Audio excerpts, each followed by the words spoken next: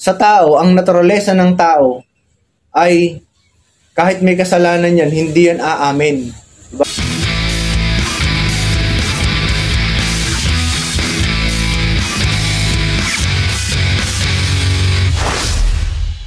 At sa hapon po na ito, tutuloy natin sa ating pinag-aaralan, nanay.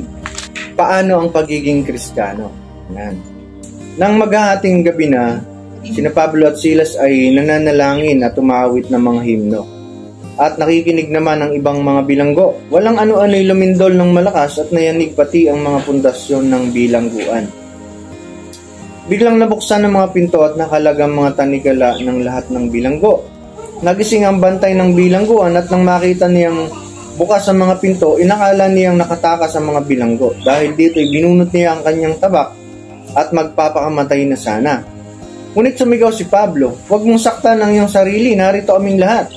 Humingi ng ilaw ang bantay, patakbong pumasok at nanginginig na nagpatira pa sa harapan ni na Pablo at Silas. Verse 30, sila inilabas niya at sinabi, "Mga Ginoo, ano po ang dapat kong gawin upang ako'y maligtas?" Sumagot naman sila, "Sumampalataya ka sa Panginoong Hesus at maliligtas ka ikaw at ang iyong sambahayan." At ang salita ng Panginoon ay ipinahayag nila sa kanya at sa lahat ng nasa kanyang bahay.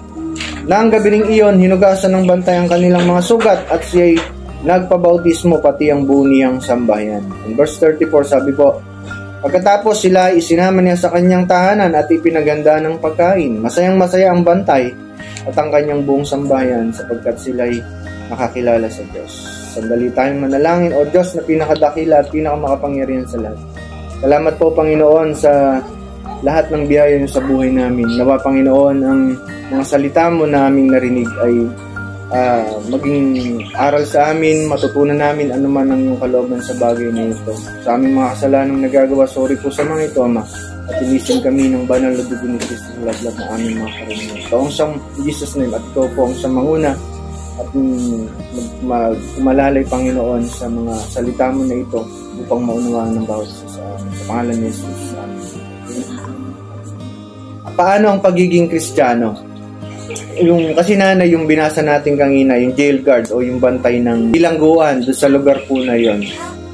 Nakakulong kasi yung dalawang tao ng Panginoon, si Pablo at si Silas, ano po.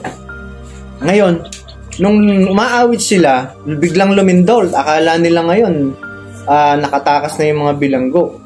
Tapos sabi nung gagawin sana nung jail guard o nung bantay ng bilangguan, magpapakamatay na. Kasi nung panahon nila, nanay, pagka natakasan ka ng mga bilanggong binabantayan mo, delikado ka sa mga superior mo. Malamang ipapapatay ka . Kaya nangyari, imbis na ipapatay sa ng mga superior niya, siya na sana yung lalagot sa sarili niyang buhay.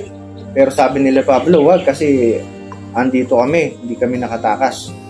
Kaya yon. Pero ang tanong nung jail guard, sabi niya, anong gagawin ko para ako ay maligtas? Ang sabi niya sana doon, ibig niya sabihin, paano siya ma-absuelto doon sa kanyang kaso na kumbaga natakasan siya ng kanyang mga binabantayan. Pero hindi ganoon yung naging sagot ni Pablo at saka ni Silas, kumbaga, dahil ang gusto niyang tugunin na sagot dito sa taong ito ay yung kaligtasang pangwalang hanggan, yung salvation, kumbaga. Sumampalataya ka sa Panginoon Jesus at maliligtas ka ikaw at ang iyong sambahayan. Ngayon, sa hapon na ito, ang pag-aaralan po natin, yung tanong ng tanod sa bilangguan sa Pilipos ay nasa bawat nagsisikap na maging Kristiyano. Ano ba yung tanong na yon?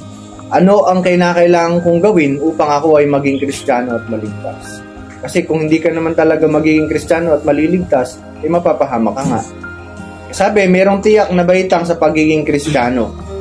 Kukuhanin ko po yung 3 unang puntos para hindi tayo ganong matagal. Yung una po, yung pagsisisi. Ito po yung kinakailangang hakbang na baitang sa pagiging Kristiyano. Kailangan merong pagsisisi. Sabi dun sa Lucas chapter 13 verse 3, ang sabi po dito, hindi, ngunit sinasabi ko sa inyo, malibang magsisi kayo at talikuran ng inyong mga kasalanan, mapapahamak din kayong lahat. And sabi dun po sa Gawas 26 verse 20, nangaral ako una sa Damasco, saka sa Jerusalem at sa buong lupain ng Judea, at gayon din sa mga hintil. Ipinangaral ko nung dapat silang magsisi at tumalikod sa kanilang mga kasalanan. lumapit sa Diyos at ipakita ang kanilang pagsisisi sa pamamagitan ng mga gawa.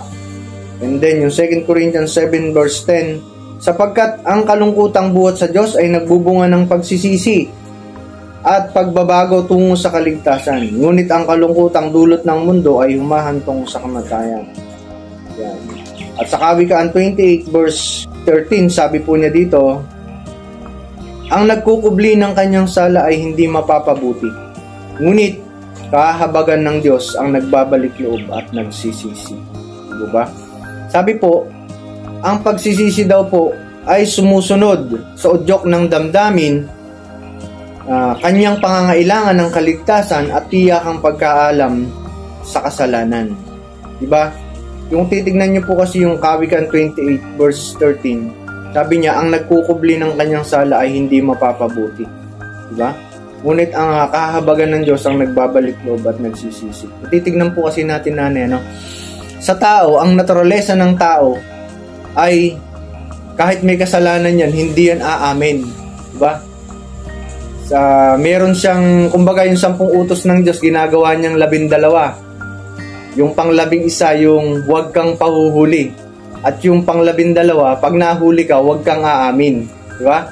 Tingnan nyo po, pagka-obserbahan nyo, halimbawa, yung sa mga banggaan ng sasakyan, walang gustong umamin dyan kasi ang naturalesa ng tao, magkubli ng kasalanan, yung huwag umamin sa kanyang ginawang hindi maganda. Kaya nga po pag tayo, kung gusto talaga natin na maging Kristiyano at maligtas, dapat marunong kang umamin sa iyong mga kasalanan. Aamin ka sa harap ng Diyos sa iyong mga nagawang hindi maganda. Kasi, kung titignan mo nga yung verse 13 na yun ng Kawikaan 28, kapag kinukubli daw natin yung sala natin, hindi tayo mapapabuti. Diba? Pag hindi ka napabuti, siyempre, mapapasama ka, mapapahamak ka. Kaya yun yung isang tiyak na baitang sa pagiging Kristiyano, dapat meron tayong pagsisisi. Okay. Ang ikalawa po, na tiyak na baitang sa pagiging Kristiyano